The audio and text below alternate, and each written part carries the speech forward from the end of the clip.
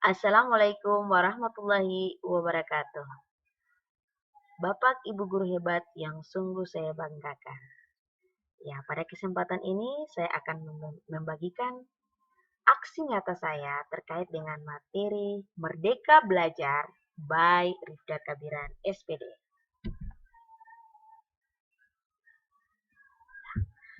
Topik yang akan kita pelajari pada kesempatan ini, Bapak Ibu guru, mari kita belajar bersama sebelumnya ya. Ya, topik yang akan saya pelajari atau kita pelajari pada saat ini, yang pertama terkait dengan mendidik menyeluruh, kemudian pendidikan selama 1 abad, sistem Among, dan yang terakhir Merdeka Belajar abad 21. Tujuan pembelajaran yang akan kita capai pada kesempatan ini, setelah mempelajari materi ini, kita akan memahami bagaimana mendidik menyeluruh dengan membandingkan pembelajaran selama 1 abad dengan Merdeka Belajar abad 21 dengan menggunakan sistem AMO.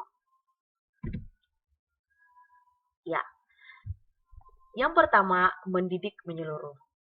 Ya, Bapak Ibu, marilah kita refleksi terlebih dahulu terkait dengan apa itu mendidik menyeluruh. Mendidik menyeluruh artinya bahwa sebagai seorang pendidik, kita harus memberikan didikan kepada anak bukan hanya sebatas pengajaran atau sebatas kognitif, tetapi bagaimana menggali potensi yang dimiliki oleh siswa itu sendiri. Sehingga bisa terciptanya tujuan pendidikan yang diharapkan oleh Ki Hajar Dewantara. Di mana Ki Hajar Dewantara menginginkan bahwa pendidikan adalah menuntun segala kodrat yang dimiliki oleh seorang peserta didik yang disesuaikan dengan kodrat alam dan zamannya. Sehingga peserta didik tersebut mampu memperoleh kebahagiaan yang setinggi-tingginya sebagai individu maupun sebagai anggota masyarakat.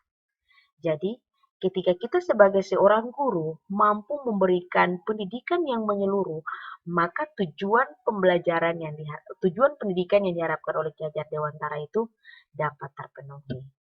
Ya, untuk masalah pengajaran adalah suatu cara menyampaikan ilmu kepada peserta didik, baik lahir maupun batin. Jadi, yang namanya kita menyampaikan ilmu kepada peserta didik, baik lahir maupun batin, itu adalah bagian dari pengajaran.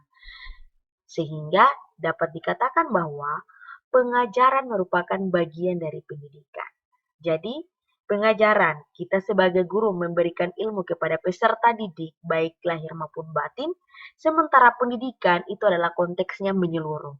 Bagaimana selain dari pengajaran, kita juga diwajibkan untuk bagaimana mengembangkan potensi yang dimiliki oleh siswa itu sendiri, sehingga siswa tersebut mampu sampai pada tahap cita-citanya atau mampu sampai dengan mewujudkan cita-citanya. Sehingga buah dari pendidikan itu sendiri mampu menciptakan akal budi pekerti yang baik bagi peserta didik. Bapak Ibu guru hebat yang saya banggakan, kita lanjut pada materi selanjutnya tentang pendidikan selama 1 abad. Mari kita sama-sama merefleksikan perjalanan pendidikan di Indonesia. Yang pertama, pendidikan di zaman kolonial sampai pada 1 abad, guru hanya fokus pada kecerdasan siswa. Dan itu realita ya Bapak Ibu, kita hanya sebatas kognitif. Kita sebatas melihat kemampuan siswa itu dengan nilai, dan nilai. Kemudian yang kedua, guru tidak melihat dan bagaimana berusaha meningkatkan keterampilan sosial emosional. Jadi, pada tahap dari zaman kolonial sampai dengan 1 abad, kita sebagai guru hanya terfokuskan pada kemampuan kecerdasan siswa yang hanya berpusat pada kognitif siswa. Kita tidak sampai pada bagaimana memberikan perubahan yang mampu melakukan perubahan dalam proses pembelajaran, yang mampu mewujudkan keterampilan sosial emosional peserta didik itu sendiri. Jadi dari pengalaman refleksi itulah maka yang harus kita lakukan yang pertama menjalankan pendidikan yang memerdekakan murid sehingga mereka mampu menjadi murid yang merdeka. Jadi untuk menjalankan pendidikan yang memerdekakan murid ini sendiri, kita sebagai seorang pendidik diharapkan mampu memberikan proses pembelajaran yang baik, yang menyenangkan, di mana yang menyenangkan di sini yang pertama, kita diberikan kesempatan untuk melaksanakan proses pembelajaran, melihat yang pertama kondisi bagaimana siswa menerima proses pembelajaran, kemudian berpusat pada mereka dalam proses pembelajaran. Sehingga apa yang diharapkan dalam proses pembelajaran yang berpusat pada siswa mampu kita laksanakan sehingga yang namanya pendidikan yang memerdekakan murid itu bisa tercapai. Kemudian yang kedua, pendidikan yang humanis dan transparatif yang disebut dengan sistem AMU. Ya, Ki Hajar Dewantara menggegas sistem pendidikan yang harus kita lakukan adalah yang disebut dengan sistem AMU.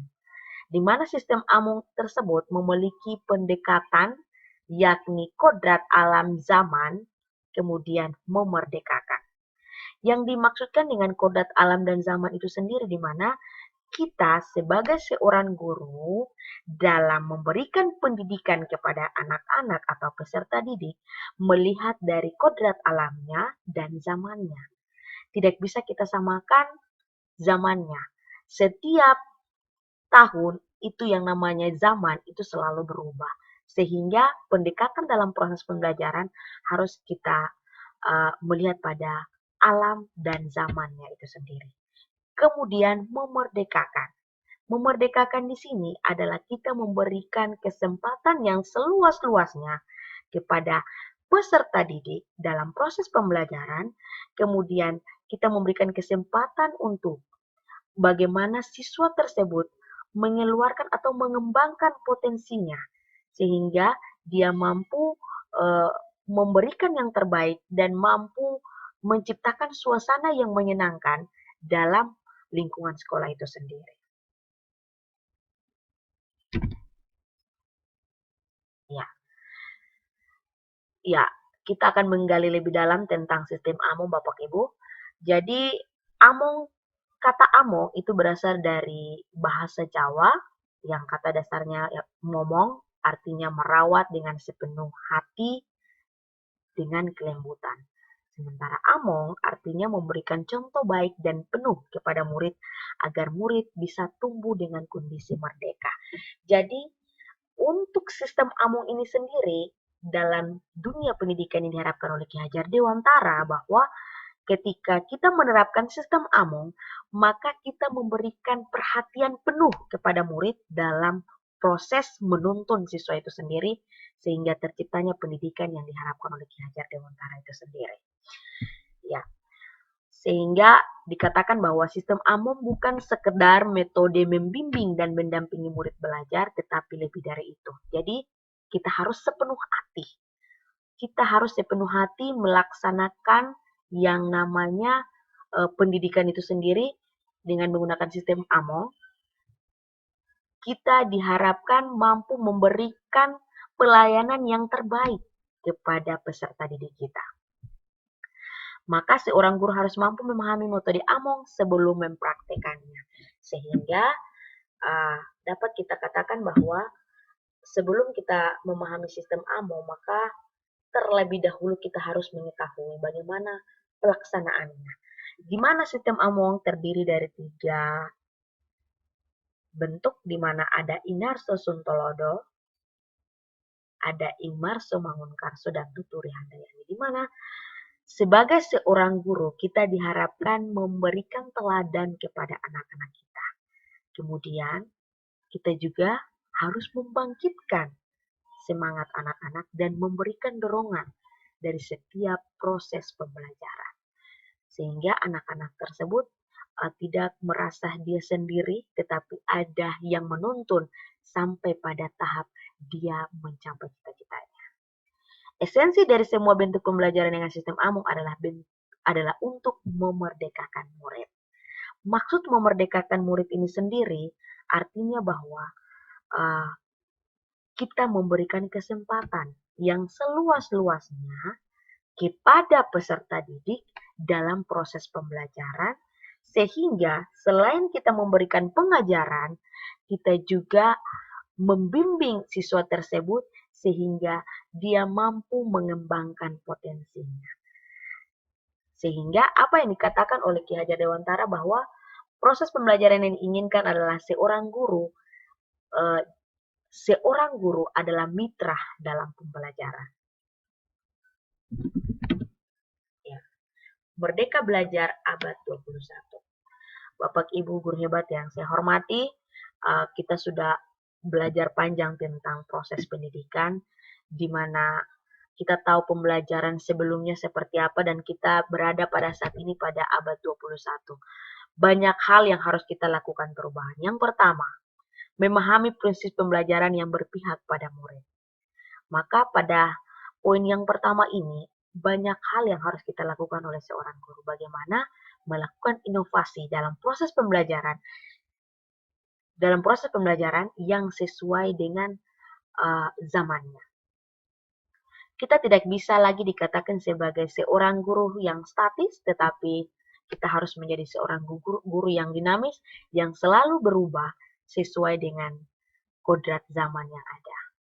Kemudian yang kedua, menciptakan kondisi belajar yang kondusif, di mana dalam proses pembelajaran, kita sebagai guru mampu menciptakan kondisi yang menyenangkan, kondisi yang bisa diterima oleh semua siswa, sehingga proses pembelajaran yang kita laksanakan bisa berjalan dengan baik dan kondusif.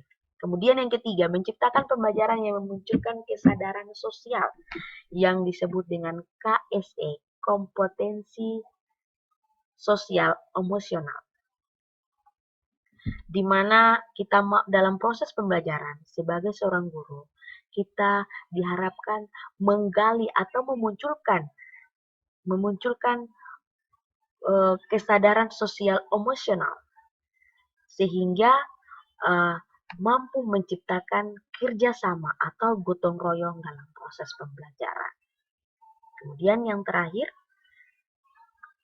untuk menjalankan pendidikan tidak bisa kita serahkan sepenuhnya kepada sekolah atau guru.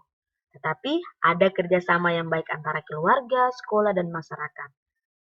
Karena ketiga bagian ini adalah bentuk yang saling ketergantungan dalam mengawal, mengontrol jalannya pendidikan sesuai dengan tujuan pendidikan yang diharapkan oleh Ki Hajar Dewantara. Bapak Ibu guru hebat yang sungguh saya banggakan, dari perjalanan kita mempelajari tentang mendidik menyeluruh, kemudian sistem AMONG, kemudian pembelajaran selama 1 abad, dan kita masuk pada Merdeka Belajar abad 21, banyak hal yang harus kita rubah dalam proses pembelajaran. Untuk itu pada kesempatan ini, marilah kita sama-sama melakukan perubahan dalam proses pembelajaran. Marilah kita siapkan diri kita sebagai guru yang selalu berinovasi. Tetap semangat, dan ayo semangat untuk kita sukses bersama. Terima kasih.